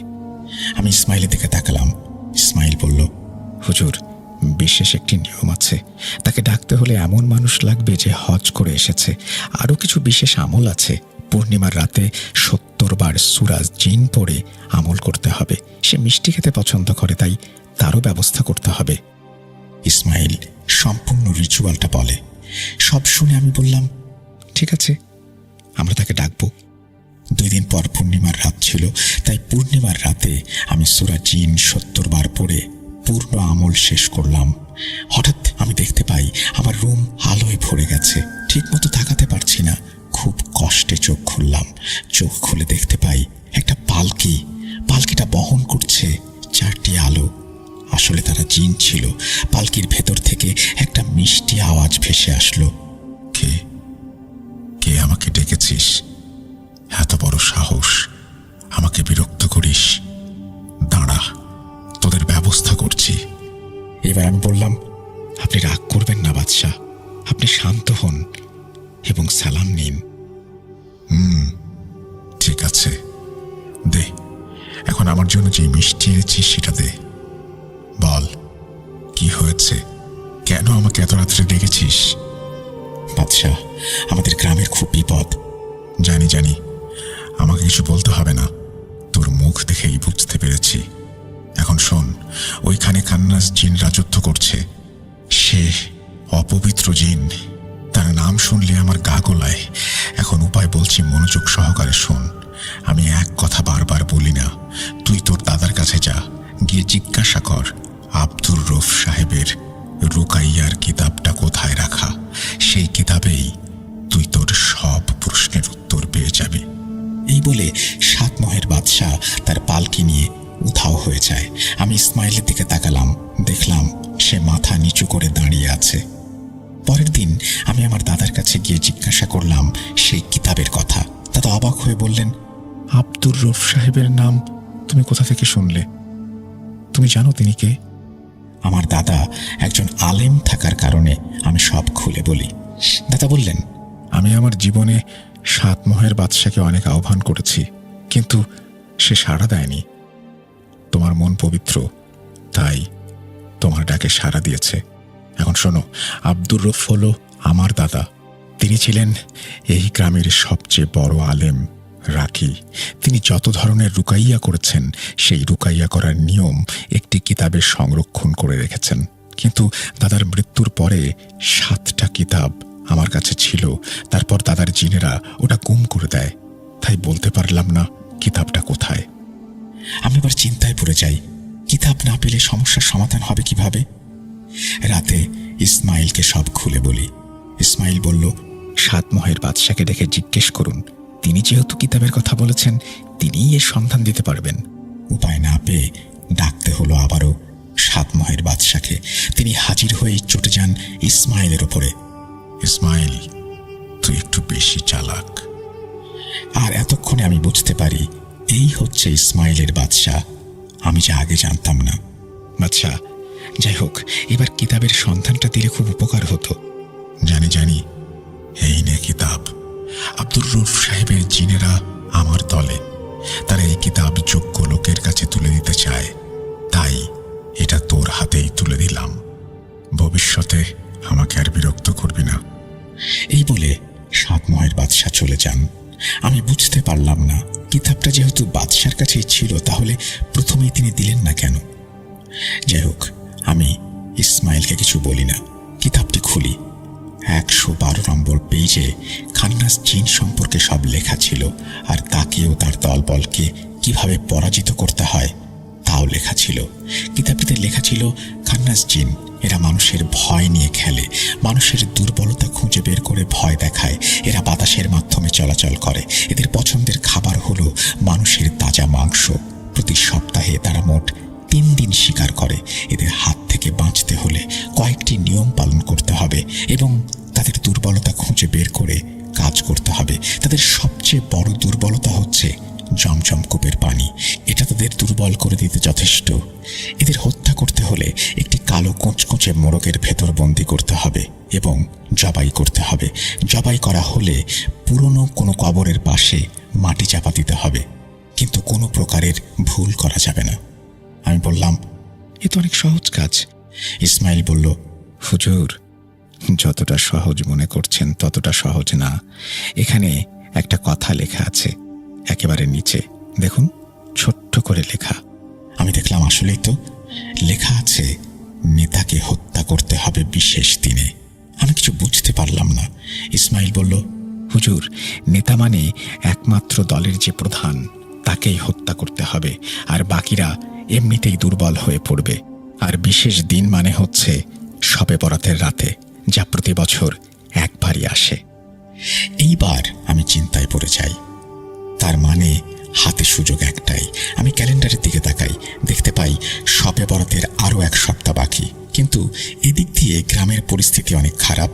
কি আর করার, পরবর্তী 1 সপ্তাহ অপেক্ষা করতে হবে। পরের দিন সকালে ঘটল আরেক কাহিনী। গ্রামের পশ্চিম দিকে জাব্বার কাকার বাড়ি। শুনলাম গতকাল রাত থেকে জাব্বার কাকার ছোট ছেলেকে পাওয়া যাচ্ছে না। তার বয়স আনুমানিক 15 বছর হবে। পুরো গ্রাম খোঁজা হলো, কিন্তু তাকে পাওয়া গেল না। 2 দিন পর তাকে সেই তেঁতুল গাছের নিচে মৃত অবস্থায় পাওয়া যায়। মৃত্যুটা ঠিক একই রকম ভাবে হয়েছে। খোঁজ নিয়ে জানতে পারি বন্ধুদের সাথে বাজি ধরে অতিরিক্ত সাহস দেখিয়ে সে ওই রাস্তায় গিয়েছিল। ফলে খান্নাস জিন তাকে শিকার করেছে। দিন যেন কাটছিলই না। অবশেষে 5 দিন কেটে গেল। এই 5 দিনে 2টি বাচ্চা তাদের প্রাণ হারালো। শবে বরাতের রাত, পবিত্র রাত। এই দিনে জিনেদের ক্ষমতা কমে যায়, কারণ আল্লাহ নিজে প্রথম আসমানে অবতরণ করেন। ফলে আমাদের জন্য কাজটা একটু সহজ হয়ে যায়। অবশেষে সেই রাত চলে আসে। আমি গ্রামবাসীদের আগেই বলে রেখেছিলাম আজ রাতে যেন কেউ ঘর থেকে বের না হয়। আমরা রওনা দেই সেই রাস্তার উদ্দেশ্যে, আমিও আমার 7 জিন। রাস্তায় পৌঁছাতেই চোখের সামনে দিয়ে একটি ঘোড়া উড়ে যায়। এটা আমি কি দেখছি? ইসমাইল বলল, হুজুর, ভয় পাবেন না, এটা খান্নাস জিনের কাজ, আপনি শান্ত হন। আমি আয়াতুল কুরসি পড়া শুরু করি। এরপর মনে হলো পেছন থেকে কেউ আমার বাম কাঁধে হাত রাখলো। আমি পেছনে ফিরে যা দেখলাম তা আমি কল্পনাতেও দেখতে চাই না। আমি দেখি 4 চোখ বিশিষ্ট একটি প্রাণী, তার মুখ থেকে মাংস গলে পড়ছে। ইসমাইল আমাকে টান দিয়ে সামনের দিকে নিয়ে যায়। হুজুর, আপনার কি মাথা খারাপ? জানেন না এই সব কাজে বের হলে পেছনে তাকানো নিষেধ? আমার কলিজায় আর পানি নেই। আমি তখন নতুন নতুন রুকাইয়ার কাজ শুরু করেছি, এত অভিজ্ঞ নই। ইসমাইল কিছু একটা পড়ে আমাকে ফুঁদিতেই আমি স্বাভাবিক হয়ে যাই। আর যেই জায়গায় ছিলাম ওইখান থেকে 10 মিনিট হাঁটলেই তেঁতুল গাছটার সামনে পৌঁছাবো। আদনানের হাতে কালো একটা মোড়ক ছিল। কিছুটা এগিয়ে যেতেই মনে হলো কেউ আমার পিঠে হাত রাখলো। এইবার আমি পেছনে তাকানোর সাহস পেলাম না। আর একটু এগোতেই দেখতে পাই কে যেন আমার দিকে আসছে। একটু কাছে যেতেই দেখতে পাই মানুষ আকৃতির কিছু একটা, তার মাথা থেকে রক্ত গড়িয়ে পড়ছে। একটি কাক ঠুকরিয়ে ঠুকরিয়ে খাচ্ছে। এসব দেখার চেয়ে আমার যেন মৃত্যুই ভালো। হঠাৎ হামজা আমার কানে কানে বলল, হুজুর সূরা জিন পড়ুন, সব ঠিক হয়ে যাবে। কিন্তু ওই মুহূর্তে কোনো সূরাই আমার মনে আসছিল না। এবার আমি ভয়ে ভয়ে চোখ খুলি, দেখতে পাই অবয়বটা আর নেই। ইসমাইল বলল, হুজুর আর দেরি করবেন না, তাড়াতাড়ি হাঁটা শুরু করুন। এইবার আমি আমার চলার গতি বাড়িয়ে দেই। হাঁটতে হাঁটতে মনে হচ্ছিল কেউ আমার পেছন থেকে নাম ধরে ডাকছে। সামনে একটু পর পর কালো কুচকুচে বিড়াল যাচ্ছে। আমি তেঁতুল গাছটি থেকে মাত্র 10 হাত দূরে আমি দেখতে পাই একটা কালো অবয়ব গাছটির মাথায় বসে রয়েছে। আমাকে দেখে সে হাসছে, চোখের পলকে সে নিচে নেমে আসে আর নারী পুরুষ মিশ্রিত কণ্ঠে বলে, সাহসের প্রশংসা করতে হয়। আমার কাছে নিজেই চলে আসলি বলির পাঠা হওয়ার জন্য। আজ আমি তোর অস্তিত্ব মুছে ফেলতে এসেছি। এই বলে আমি আমার পকেটে থাকা জমজমের পানি বের করে তার শরীরে ছুঁড়ে মারি। সে চিৎকার করতে থাকে। তারপর আমি আমার 7 জিন বিশেষ আয়াত পড়তে শুরু করি। ওই দিক দিয়ে আকাশ যেন ঘন মেঘে ছেয়ে গেছে। বজ্রপাত শুরু হয়ে গেছে। মনে হচ্ছিল গ্রামের দিক থেকে শত শত কালো অবয়ব আমাদের দিকে আসছে। হঠাৎ তেঁতুল গাছের একটি ডাল ভেঙে পড়ে। একটুর জন্য আমার মাথায় পড়েনি। আমি আয়াতের শব্দ আরো বাড়িয়ে দেই। ভয়ে আমার পা কাঁপছে। অবয়বটা তার রং বদলাতে শুরু করেছে। আর দেরি না, তাকে খুব কষ্টে মোড়কের মধ্যে বন্দী করে ফেলি। মোড়কটি জীবিত থাকা অবস্থায় তার মুখ থেকে রক্ত গড়িয়ে পড়ছে। আদনান মোড়কটিকে নিচে রাখলো। আমি ছুরি চালাতে যাব, ঠিক সেই মুহূর্তে মোড়কটা দৌড় দিল। ইসমাইল মোড়কের পেছনে ছুটতে শুরু করলো। কোনো উপায় না পেয়ে মোড়কের পেছন দিকে তাক করে ছুরিটি ছুঁড়ে মারল। মোড়কটি মৃত্যুবরণ করল। কিন্তু যেইভাবে জবাই করার কথা ছিল সেটা হলো না। আমি আর দেরি না করে মোড়কটি নিয়ে কবরস্থানের দিকে দৌড় দিলাম। এইবার একটি কবর দেখলাম যা প্রায় ভেঙে গিয়েছিল। আমি মোড়কটিকে পাশে রেখে মাটি খুঁড়তে শুরু করলাম। এখানে একটি ভয়ঙ্কর ঘটনা ঘটল। আমি সেই ঘটনাটি সহ্য করতে পারলাম না। হঠাৎ একটি আলোর ঝলকানি। দেখতে পাই 7 মহের বাদশা। সে মোড়কটার গলা চেপে আমার খোঁড়া গর্তের মধ্যে পুঁতে দেয়। 7 মহের বাদশা বলল, এখন যা, গিয়ে নামাজ পড়, রাতে তোর সাথে কথা বলবো। বাদশার পেছনে আমার 7 জিন দাঁড়িয়েছিল। ফজরের নামাজ শেষে গ্রামে একটু হাঁটাহাঁটি করছিলাম। হঠাৎ দেখি সকলে ওই রাস্তার দিকে দৌড়ে যাচ্ছে। কিছু না ভেবে আমিও তাদের পেছন পেছন যাই। গিয়ে দেখতে পাই সেই তেঁতুল গাছটি ভেঙে পড়েছে। আর গাছটির আশেপাশে 17টি কালো বিড়াল, 3টি কাক মৃত অবস্থায় পড়ে আছে। পাশে আমার ছুরিটি রয়েছে। আমি ইসমাইলের দিকে তাকালাম। সে কানে কানে বলল, 7 মহের বাদশার জন্য অপেক্ষা করুন, সব জানতে পারবেন। রাত আনুমানিক 12টার দিকে বাদশা আসেন। এসেই বললেন, আমি জানতাম খান্নাস জিনকে তোরা এত সহজে শেষ করতে পারবি না, কারণ তোর 7 জিন এতটাই উচ্চ জাতের জিন নয়। খান্নাস জিনদের সাথে লড়াই করতে হলে ক্ষমতাশালী ও উচ্চ জাতের জিন লাগে। তাই ভাবলাম গ্রামবাসীদের জন্য হলেও আমি সমস্যাটার সমাধান করব। এই বলে বাদশাহ চলে যান। আমি হতবাক হয়ে আমার 7 জিনের দিকে তাকিয়ে থাকি। পরবর্তীতে গ্রামবাসীদের জানিয়ে দেই ওই রাস্তা এখন বিপদমুক্ত। এই বলে জুনায়েদ হুজুর থামলেন, দীর্ঘ একটা নিঃশ্বাস নিলেন আর বললেন, ওই দিনের ঘটনাই আমাকে সবচেয়ে বেশি ভয় পাইয়ে দিয়েছিল। তো রাসেল ভাই, এই ছিল ঘটনা। আশা করি আপনার প্রিয় শ্রোতারা পছন্দ করবেন। আর ভালো না লাগলে আমি আন্তরিকভাবে দুঃখিত আপনাদের সময় নষ্ট করার জন্য। আপনারা সবাই জানেন যে আমাদেরকে যিনি ঘটনা পাঠান তিনি সবসময় জুনায়েদ হুজুরের ঘটনা পাঠান, এবং তিনি আজকেও একটি ঘটনা পাঠিয়েছেন। ঘটনাটি কেমন লাগলো বলবেন, কারণ আমি আসলে এরকম মানুষের কাছ থেকে, যারা আসলে এই কাজ করেন, সরাসরি তাদের কাছ থেকে যখন ঘটনা পাই তখন খুবই উৎসাহ বোধ করি। এই ঘটনার মধ্যে অনেক কিছুই আছে যেগুলো আমারও বুঝতে সমস্যা হয়েছে। আপনাদের মনেও কোনো প্রশ্ন থাকতে পারে, আর সেই প্রশ্ন থাকলে তার উত্তর নিশ্চয়ই যিনি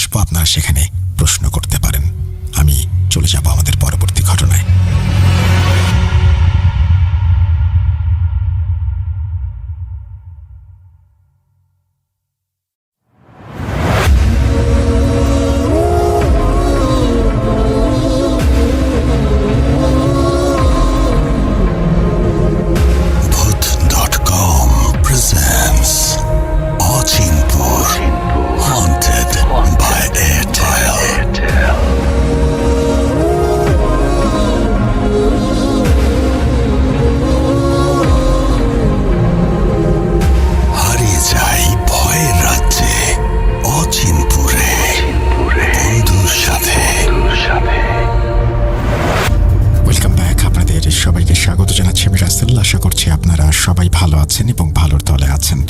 আমিও ভালো আছি আর ভালোর তলে আছি। যেভাবে লেখা আছে আমি সেভাবেই শুরু করছি আজকের এই ঘটনাটি। আসসালামু আলাইকুম রাসেল ভাই ও প্রিয় শ্রোতা, আমি মোহাম্মদ সিফাত আলম চট্টগ্রাম বিভাগ থেকে লিখছি।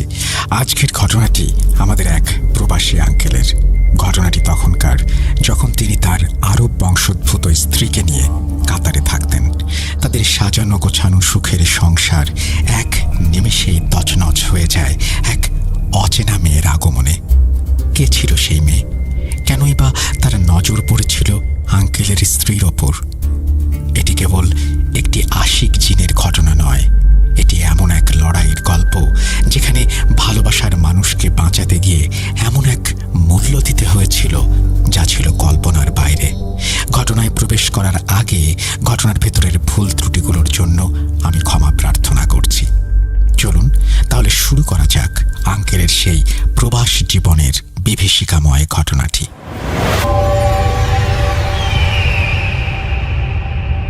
আসসালামু আলাইকুম।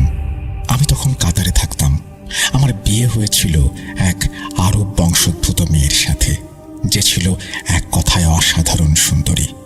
আমার স্ত্রীর আরও একটা বিশেষ গুণও ছিল, তার ইংরেজিতে বেশ দক্ষতা ছিল।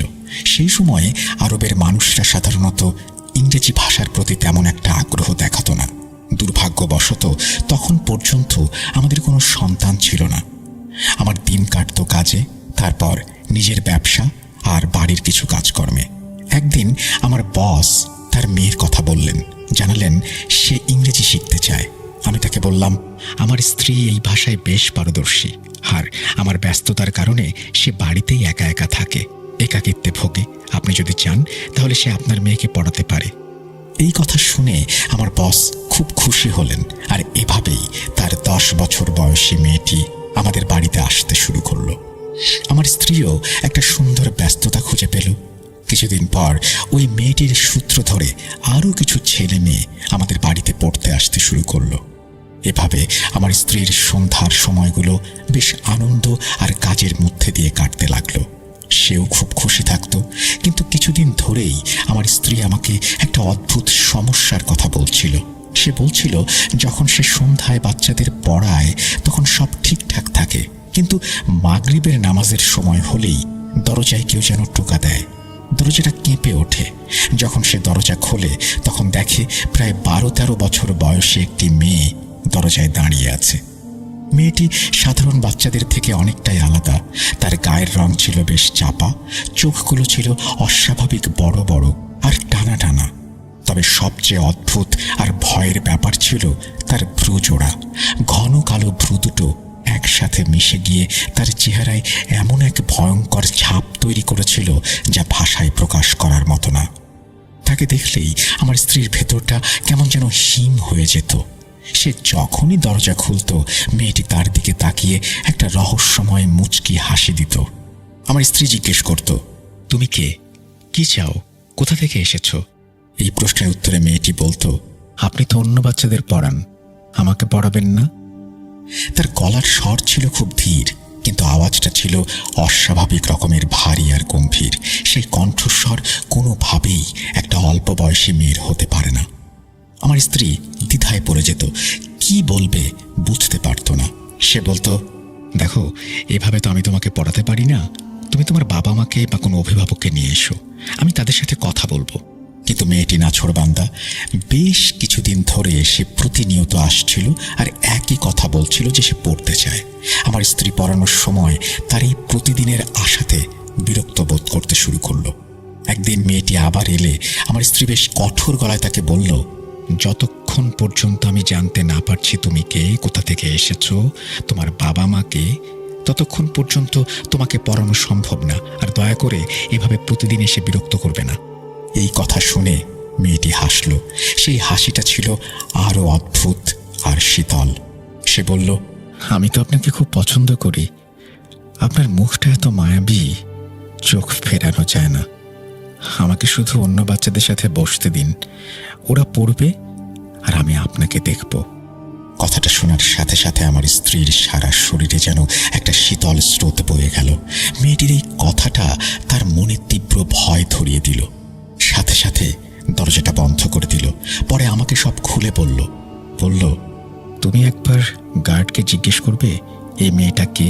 প্রতিদিন আমার দরজায় এসে দাঁড়ায়। ওকে দেখলে আমার কেমন যেন একটা অদ্ভুত অনুভূতি হয়। ও মোটেই সাধারণ বাচ্চাদের মতো নয়। ওর চাহনি, ওর কথাবার্তা সবকিছুই কেমন রহস্যময়। তার কথায় আমি আমাদের অ্যাপার্টমেন্টের গার্ডের সাথে দেখা করলাম। গার্ড আমার সব কথা শুনে অবাক হয়ে বলল, স্যার, আপনি যেরকম মেয়ের বর্ণনা দিচ্ছেন, এরকম কোনো মেয়ে বাচ্চা তো এই অ্যাপার্টমেন্টের ভেতরে কখনো ঢোকেনি। আর আমি তো গেটেই সারাক্ষণ থাকি, এমন কাউকে দেখিনি। তবুও আমি তাকে মেয়েটির বর্ণনা দিয়ে একটু খেয়াল রাখতে বললাম। আর আমার স্ত্রীকে বললাম, যদিও আবার আসে তাহলে সাথে সাথে গার্ডকে ফোন করবে। এই ঘটনার পর 3 দিন কেটে গেল। আমার স্ত্রী জানালো যে ওই 3 দিন মেয়েটিকে আর দেখা যায়নি। আমি কিছুটা নিশ্চিন্ত হলাম। এটা ছিল 4র্থ দিনের ঘটনা। তখন দুপুরবেলা আমি লাঞ্চের বিরতিতে অফিস থেকে বাড়িতে ফোন করলাম। ফোন বেজেই যাচ্ছিল, কিন্তু কেউ ধরল না। আমি 2-3 মিনিট বিরতি দিয়ে আবার ফোন করলাম, কিন্তু আবারও কোনো উত্তর পেলাম না। এভাবে আমি প্রায় 10-15 মিনিট ধরে একটানা ফোন করে যাচ্ছিলাম, কিন্তু অপর প্রান্ত থেকে কোনো সাড়া শব্দ না পেয়ে আমি ভীষণ চিন্তায় পড়ে গেলাম। এমনটা তো আগে কখনো হয়নি। জানি না কেন হঠাৎ করে আমার মনটা অজানা আশঙ্কায় ছেয়ে গেল। আমি দ্রুত আমার পাশের ফ্ল্যাটের প্রতিবেশীকে ফোন করে অনুরোধ করলাম, ভাই, একটু কষ্ট করে আমার ফ্ল্যাটে গিয়ে দেখবেন, আমার স্ত্রী ফোন ধরছে না কেন। আমার অনুরোধে আমার ঘরে এসে আমার সেই প্রতিবেশী দরজায় টোকা দিল। বেশ কয়েকবার কলিং বেলও বাজালো, কিন্তু ভেতর থেকে কোনো সাড়া শব্দ এলো না। তারা আমাকে ফোন করে জানালো, ভাই, আপনার ঘরের দরজাটা তো ভেতর থেকে বন্ধ, কোনো আওয়াজও আসছে না। এই কথা শোনার পর আমার মাথায় আকাশ ভেঙে পড়ল। আমি দ্রুত গাড়ি চালিয়ে অ্যাপার্টমেন্টে পৌঁছালাম। আমার কাছে একটা ডুপ্লিকেট চাবি ছিল। আমি সেই চাবি দিয়ে দরজা খুলতেই দেখলাম লাউঞ্জের মেঝেতে আমার স্ত্রী অচেতন অবস্থায় পড়ে আছে। এই দৃশ্য দেখে আমার হাত পা ঠান্ডা হয়ে গেল। আমি ভয়ে চিৎকার করে উঠলাম। তাকে জ্ঞান ফেরানোর জন্য আপ্রাণ চেষ্টা করতে লাগলাম। ততক্ষণে প্রতিবেশীরাও ছুটে এসে ভিড় করেছে। আমরা তড়িঘড়ি করে অ্যাম্বুলেন্স ডাকলাম। অনেক কষ্টে তাকে হাসপাতালে নিয়ে পৌঁছালাম। কিছুক্ষণ পর আমার স্ত্রীর জ্ঞান ফিরল, কিন্তু জ্ঞান ফেরার পরেও সে স্বাভাবিক ছিল না। সে অদ্ভুত ভয় পাওয়া চোখে সামনের একটা খালি চেয়ারের দিকে এক দৃষ্টিতে তাকিয়েছিল। তার চোখে ছিল চরম আতঙ্ক, পুরো শরীর ঘামে ভিজে একাকার, আর মুখটা ভয়ে ফ্যাকাশে হয়ে গিয়েছিল। আমি তার এই অবস্থা দেখে জিজ্ঞেস করলাম, কি হয়েছে তোমার? তুমি এভাবে অজ্ঞান হয়ে গিয়েছিলে কেন? কিন্তু মনে হচ্ছিল তার ঠোঁট দুটো যেন কেউ সেলাই করে দিয়েছে। সে কিছু বলতে চাইছিল, কিন্তু মুখ দিয়ে কোনো শব্দ বেরোচ্ছিল না।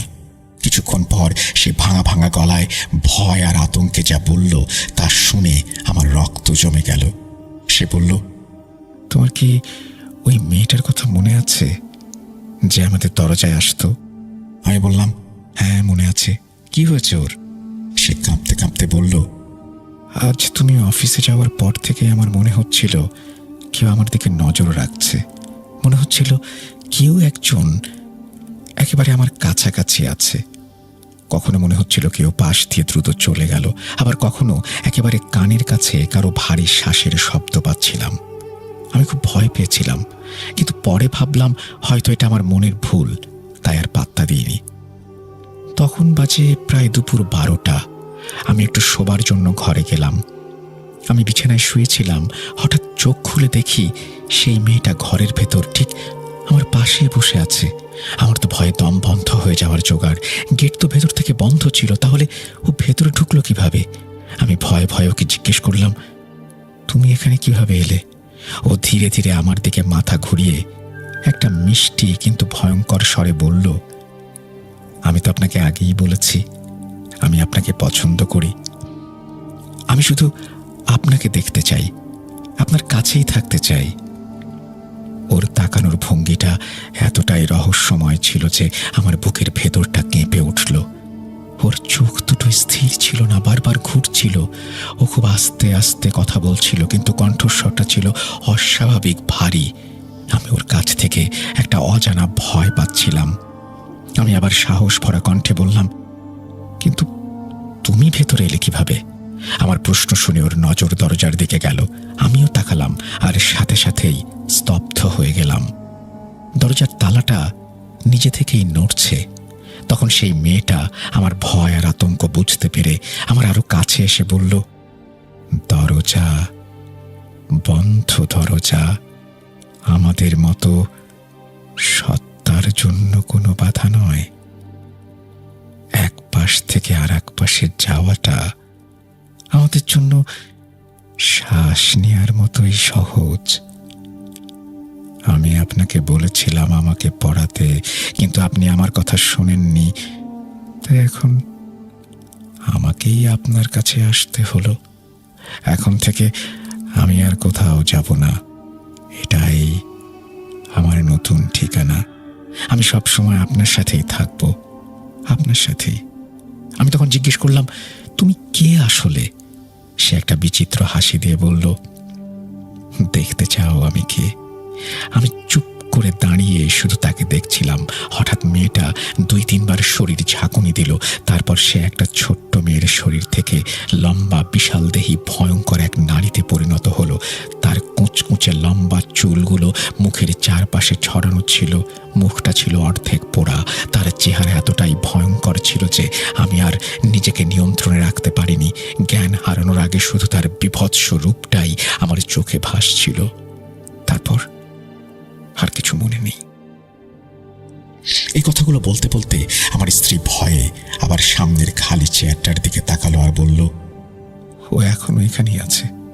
ওই তো সামনের চেয়ারে বসে আছে, ওর চোখ দুটো আমার দিকে তাকিয়ে আছে। এই কথা শুনে আমার মনে হলো যেন আমার শরীর থেকে আত্মাটা বেরিয়ে গেল। আমি কিছুই দেখতে পাচ্ছিলাম না, কিন্তু আমার স্ত্রীর অবস্থা ক্রমশ খারাপের দিকে যাচ্ছিল। সে বলতে লাগলো, কখনো ওই সত্তাটা তার পাশে বসে চুলে আঙুল বুলিয়ে দেয়, আবার কখনো শক্ত করে তার হাত ধরে রাখে। আর এখন তো সে আসল রূপটাও দেখে ফেলেছে। এই ঘটনার পর থেকে আমার স্ত্রী খাওয়া দাওয়া রান্না করা সবকিছু বন্ধ করে দিল। ডাক্তাররা বলছিলেন এটা মানসিক উদ্বেগের কারণে হচ্ছে। তারা ওষুধও দিচ্ছিলেন, কিন্তু কিছুতেই কোনো পরিবর্তন আসছিল না। আমি বুঝতে পারছিলাম না কি করব। বাড়ি সামলাবো, নিজের ব্যবসা দেখব, নাকি অফিস করব। আমার স্ত্রীর অবস্থা এমন হলো যে সে পুরোপুরি বিছানায় পড়ে গেল। দিন দিন তার শরীর শুকিয়ে যাচ্ছিল, হাঁটাচলা করার শক্তিটুকুও ছিল না। চেহারার সেই লাবণ্য হারিয়ে গিয়ে চোখের নিচে গভীর গর্ত তৈরি হয়েছিল। আমার এই অসহায় অবস্থা আমি কাকে বলবো, কার সাথেই বা এই নিয়ে কথা বলবো, কিছুই বুঝতে পারছিলাম না। এই সময়ের মধ্যে আমি আমার বাড়ির লোকদের সাথে কথা বললে তারা বলতো, ওকে এখানে নিয়ে এসো। আবার ওর বাড়ির লোকেরা ওকে আরবে নিয়ে যেতে বলতো, কিন্তু আমি ওকে কোথাও নিয়ে যাওয়ার মতো অবস্থায় ছিলাম না। অনেক খোঁজাখুঁজির পর আমি এমন একজনের সন্ধান পেলাম যিনি কাতারে থাকতেন এবং জিনের আসর ছাড়ানোর কাজ করতেন। আমি তৎক্ষণাৎ তার বাড়িতে গিয়ে দেখা করলাম। তিনি আমার স্ত্রীকে দেখে বললেন, এর ওপর একটা জিনের আসর পড়েছে, আর সেই জিনটা ওর সাথেই আছে। কিন্তু সমস্যা হলো জিনটা সাধারণ জিন নয়, ওর ক্ষমতা অনেক বেশি। যদি আমি আপনার স্ত্রীর চিকিৎসা শুরু করি তাহলে খুব সম্ভবত ও আমার ওপর পাল্টা আক্রমণ করবে, এমনকি আমার পরিবারের ক্ষতিও করতে পারে। আপনি এটা বুঝেই দেখুন তার স্বভাব কতটা ভয়ঙ্কর যে সে মাত্র কয়েকদিনের মধ্যে আপনার স্ত্রীর কি অবস্থা করে ফেলেছে। আমি তার কাছে অনেক কাকুতি মিনতি করলাম, কিন্তু তিনি রাজি হলেন না। আশ্চর্যের বিষয় হলো সেই জিনটা সবসময় আমার স্ত্রীর সঙ্গে থাকলেও আমার সামনে কখনো প্রকাশ পায়নি। সে আমার বাড়ির সমস্ত কাজে বাধা সৃষ্টি করছিল, সবকিছু নষ্ট করে দিচ্ছিল। আমার সাজানো গোছানো হাসি খুশি বাড়িটা মাত্র কয়েকদিনের মধ্যে একটা ভুতুড়ে বাড়িতে পরিণত হয়েছিল। পাড়ার লোকেরাও এসব জেনে গিয়েছিল। এখন তারা ভয়ে আমার বাড়ির কাছেও ঘেঁষে না। সবাই তো নিজের জীবনকে ভালোবাসে। আমি কিছুতেই ভেবে পাচ্ছিলাম না এই সব কিছুর শুরুটা কোথায় হলো। আমার কোনো উপায়ন্তর ছিল না। আমি শুধু ভাবতাম ওই জিনটা আমার স্ত্রীর পেছনেই বা কেন লাগলো। আমি নিজে থেকে যতটুকু দোয়া-দরুদ জানতাম পড়তাম আর ওর উপর ফুঁ দিতাম। তাতে মাঝে মাঝে ও চোখ খুলতো, 2-1টা কথা বলতো, কিন্তু তারপর আবার আগের মতোই হয়ে যেত। আমি মসজিদের মুয়াজ্জিন, কোরআন পড়ান এমন কারি সাহেব কাউকে বাদ দেইনি। সবাই একই কথা বলল, এটা আশিক জিন, অর্থাৎ প্রেমিক জিন, কিন্তু এর থেকে মুক্তির উপায় কি কেউ বলতে পারছিলেন না। আসলে কেউ সাহসী পাচ্ছিলেন না। অবশেষে আল্লাহর ইচ্ছায় আমাদের এক আত্মীয়ের মাধ্যমে আমি এক আলেম সাহেবের খোঁজ পেলাম, যিনি সেই সময় কাতারেই থাকতেন। আমি সাথে সাথে তার সাথে যোগাযোগ করে সবকিছু খুলে বললাম। তিনি তার কিছু কাজ শেষ করে আমার কাছে এলেন। আমার স্ত্রীকে দেখে তিনিও একই কথা বললেন, কিন্তু এবার আমার ধৈর্যের বাঁধ ভেঙে গেল। আমি তার সামনে কান্নায় ভেঙে পড়লাম। আল্লাহর দোহাই লাগে, আমার স্ত্রীকে বাঁচান, ওই জিনটা তো এখন ওকে একেবারে নিজের করে নিতে চায়। আমার এই অবস্থা দেখে তিনি বললেন, এর একটাই সমাধান আছে, আর সেটা হলো ওই জিনকে পুড়িয়ে মারা। কিন্তু এই কাজটা মোটেও সহজ নয়। আগামী শুক্রবার জুম্মার নামাজের পরে এই কাজটা শুরু করব। মাঝখানে প্রতিদিন আমার জন্য কতটা কঠিন কেটেছে তা বলার ভাষা আমার নেই। অবশেষে শুক্রবার এলো। সেদিন আমার স্ত্রীর অবস্থা খুবই খারাপ। সে বারবার অচেতন হয়ে পড়ছিল, এমনকি পানি পর্যন্ত হজম করতে পারছিল না। আমি তাকে ধরে বসেছিলাম, কিন্তু আলেম সাহেব আমাকে আমার স্ত্রীকে বিছানায় শুইয়ে দিয়ে সরে যেতে বললেন। তিনি নিজের সাথে একটা ধুনুচি আরও অনেক জিনিসপত্র নিয়ে এসেছিলেন। যেখানে আমার স্ত্রী শুয়েছিল তার বিছানার পাশে একটা চাদর বিছিয়ে বসলেন। সামনে একটা পাত্রে পানি রেখে ঘরে কয়লার ধোঁয়া দিতে শুরু করলেন। আমি আমার স্ত্রীর বিছানার বাম পাশে বসেছিলাম, ঠিক যেন আলেম সাহেব আমার সামনাসামনি। তিনি কাজ শুরু করার আগে নিজের বাড়ির লোকদের ফোন করে জানিয়ে দিলেন তাদের একটা বিশেষ রক্ষা কবচ বা হিসার মধ্যে থাকতে। আরও কঠোরভাবে নির্দেশ দিলেন যে তিনি ফোন না করা পর্যন্ত কেউ যেন সেই ঘর থেকে বাইরে না আসে। তারপর আরও কিছু বিশেষ নির্দেশ দিয়ে তিনি নিজেও একটা ঘেরের মধ্যে ঢুকলেন এবং আমার চারপাশেও একটা ঘের তৈরি করলেন। ওদিকে কাজ শুরু করতে আমার স্ত্রীর অস্থিরতা দেখার মতো ছিল। সে ছটফট করতে লাগলো, একবার এপাশ একবার ওপাশ করছিল, কখনো বিছানা থেকে উঠে বসছিল, আবার কখনো শুয়ে পড়ে, কখনো উঠে বসে। তখন আলেম সাহেব আরও জোরে জোরে দোয়া কালাম পড়তে শুরু করলেন আর ওই জিনকে হাজির হওয়ার জন্য আদেশ দিলেন। কিছুক্ষণের মধ্যে আমি দেখলাম আমার স্ত্রী এক পাশে ঘুরে বিছানায় ঢলে পড়ল। সে পুরোপুরি অচেতন হয়ে গিয়েছিল, তার কোনো জ্ঞান ছিল না। আলেম সাহেব আমাকে ইশারায় চুপ থাকতে বললেন। তিনি আগেই বলে দিয়েছিলেন কাজের মাঝখানে তুমি কোনো কথা বলবে না। আলেম সাহেব বারবার সেই জিনকে হাজির হওয়ার আদেশ দিলেন। তারপরে ঘরটায় একটা গভীর থমথমে নীরবতা নেমে এলো। আমি আমার স্ত্রীর আশেপাশে কিছু অদ্ভুত আওয়াজ শুনতে পেলাম। মনে হচ্ছিল ঘরে কেউ আছে, কিন্তু খুব অস্থিরভাবে পায়চারি করছে। ঘরের দরজা জানালা সব বন্ধ ছিল, কিন্তু হঠাৎ করে বাতাসের এমন একটা জোরালো শব্দ হলো যে মনে হচ্ছিল কানের পর্দা ফেটে যাবে। আলেম সাহেব আমার স্ত্রীর মাথার ওপর দিয়ে দেয়ালের দিকে তাকিয়ে বললেন, আচ্ছা তাহলে তুমি এসেছো। কিন্তু আমার চোখে কিছুই পড়ছিল না। হঠাৎ ঘরের পেছন থেকে একটা ভারী গর্জনের আওয়াজ ভেসে এলো। হ্যাঁ, আমি এখানে, আমাকে যেতে দাও। তুই এই মেয়েটাকে অকারণে কেন কষ্ট দিচ্ছিস? কি ক্ষতি করেছে তোর? আমার ওকে ভালো লাগে। চুপ, আমি তোকে আদেশ দিচ্ছি, এখন এখান থেকে দূর হয়ে যা, নিজের জগতে ফিরে যা। আমি ওকে কিছুতেই ছাড়বো না। হয় আমি থাকবো, নয়তো ওকে আমার সাথে নিয়ে যাব। ভয় আমার অবস্থা বেশ খারাপ। আমি মনে মনে দরুদ শরীফ পড়ছিলাম। তখন আলেম সাহেব আরও কিছু দোয়া পড়ে জ্বলন্ত কয়লার উপর কিছু একটা দিলেন। সাথে সাথে পুরো ঘরটা ধোঁয়ায় ভরে গেল। তিনি বললেন, তোর মাথা কেটে ফেলতে হবে। আমি তোকে ইসলামের দাওয়াত দিচ্ছি, হয় ইসলাম গ্রহণ কর, না হলে আমাকে তোর মাথা কাটতে হবে। এই কথা শুনে ঘরটায় একটা বিকট চিৎকার শুরু হলো। আমার হৃৎপিণ্ড জোরে জোরে ধরফর করছিল।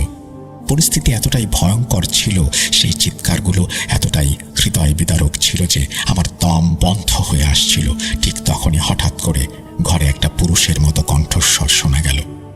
আলেম, এই জিন আমার বোনের মেয়ে, ওকে ছেড়ে দে। এরপর তাদের মধ্যে কিছু তর্ক চলে। জিনটি কোনোভাবেই আলেমের শর্তে রাজি হয় না এবং তাকে যে সাহায্য করতে এসেছে সেও রাজি না। এক সময় আলেম তার শিরচ্ছেদ করে এবং তখন সেই সাহায্যকারী জিনটি বলে, তুই ওর মাথাটা কেটে দিলি। আলেম সাহেব শান্তভাবে বললেন, আমি তো আগেই বলেছিলাম। জিনটা তখন বলে, দেখ এখন আমি তোর সাথে কি করি। আলেম সাহেব তখন দ্রুত কিছু দোয়া পড়ে আমার স্ত্রীর ওপর বারবার ফোঁ দিতে লাগলেন, আর আমি তার মুখে পানি ছিটাচ্ছিলাম। আমার স্ত্রীর শরীর একটু নড়াচড়া করে উঠল। সে হাত নাড়ল, চোখ খুলল। সে এতটাই দুর্বল ছিল যে কথা বলতে পারছিল না। আমি তাকে কোনো রকমে একটু পানি খাওয়ালাম। আলেম সাহেব তখন ফোনটা হাতে নিলেন, সম্ভবত তার বাড়ির লোকদের খবর জানতে। কিন্তু এবার ঘটল যে ঘটনা, তা আমার কল্পনার বাইরে। আলেম সাহেব তার বাড়িতে ফোন করলেন, কিন্তু ওদিক থেকে কেউ ফোন ধরছিল না। তিনি খুব চিন্তিত হয়ে বারবার নিজের বাড়িতে ফোন করতে লাগলেন। শেষমেশ তার এক প্রতিবেশীকে ফোনে পাওয়া গেল। তখন সেই লোকটা ভয়ে কাঁপতে কাঁপতে বলল, আপনি কোথায়? আলেম সাহেব বেশ চিন্তিত হয়ে বললেন, কি হয়েছে?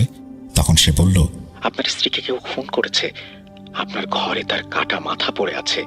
এই কথা শুনে আলেম সাহেব একেবারে পাথর হয়ে গেলেন এবং পাগলের মতো বাড়ির দিকে ছুটে গেলেন। পরে জানা গেল সেই পুরুষ জিনটা যখন তার ভাগ্নির কাটা মাথা দেখেছে, সে তখন আলেম সাহেবের স্ত্রীকেও শিরচ্ছেদ করেছে। আমার নিজেকে ভীষণ অপরাধী মনে হচ্ছিল। আমি আমার স্ত্রীকে এই বিষয়ে কিছুই বলিনি, কিন্তু ওই জিন এমন একটা প্রতিশোধ নেবে এ আমার চিন্তারও বাইরে ছিল। আলেম সাহেবের মনটা সত্যি অনেক বড় ছিল। এত বড় একটা ঘটনা ঘটার পরেও তিনি আমাকে বা আমার স্ত্রীকে কোনো রূপ দোষারোপ করেননি, বরং তিনি আমাদের তার বাড়িতে নিয়ে গেলেন। তিনি আমার স্ত্রীর চিকিৎসা সম্পূর্ণ করলেন। আমার স্ত্রীর মানসিক দিক থেকে সুস্থ হতে অনেক সময় লেগেছিল। ওর শরীর একদম দুর্বল হয়ে পড়েছিল, আগের মতো আর কখনোই হয়নি, কিন্তু তারপরেও সে জীবন ফিরে পেয়েছিল। আমি বারবার আলেম সাহেবের কাছে ক্ষমা চেয়েছি, কিন্তু তিনি বলতেন, আমার কাছে এমন ঝুঁকি থাকেই, আমাদের জীবনে সবসময় ঝুঁকি নিতে হয়, তাই আপনি শুধু আপনার স্ত্রীর খেয়াল রাখুন, আমি বুঝবো এটাই আমার কাজের মূল্য। Welcome back. তো এই ছিল আমাদের আজকের অচিনপুর। আশা করছি আপনাদের ভালো লেগেছে। যদি ভালো লাগে অবশ্যই আমাদের জানাবেন, ভালো না লাগলেও কিন্তু জানাবেন। যদি আজকের এই এপিসোডটি ভালো লাগে তাহলে শেয়ার করুন বন্ধুদের সাথে, লাইক দিন, কমেন্ট করুন আর পাঠিয়ে দিন আপনার ঘটনা, বন্ধুর সাথে ঘটে যাওয়া ঘটনা, বন্ধুকে নিয়ে ঘটনা অথবা বন্ধুর কাছে শোনা ঘটনা অচিনপুরে। আমরা আবারও ফিরে আসবো, হারিয়ে যাব বারবার বন্ধুর সাথে অচিনপুরে। সবাই ভালো থাকুন, সুস্থ থাকুন, মোস্ট ইম্পর্টেন্টলি ভূত.com এর সাথে থাকুন। আল্লাহ হাফেজ।